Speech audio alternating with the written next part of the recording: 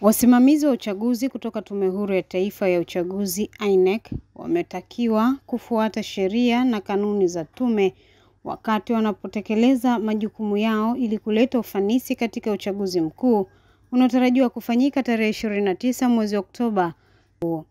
Kauli hiyo imetolewa na msimamizi mkuu wa mafunzo hayo kutoka Tume Huru, Bwana Abdallah Omar Sefu, katika skuli ya Maziwa Ng'ombe iliyopo katika wilaya ya Micheweni, mkoa wa Kaskazini Pemba.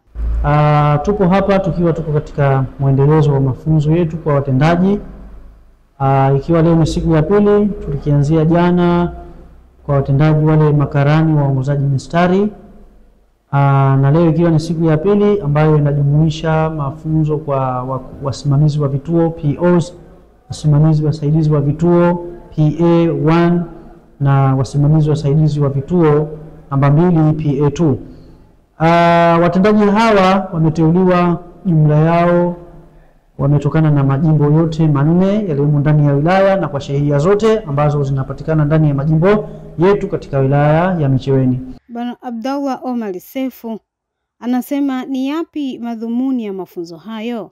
Wilaya ya Micheweni.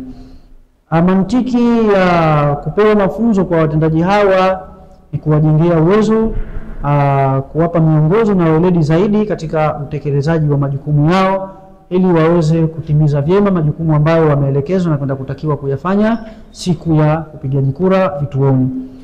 Mafunzo hayo yamelenga kuwajengea uwezo wasimamizi hao ili kuweza kufanya kazi zao kwa ufanisi.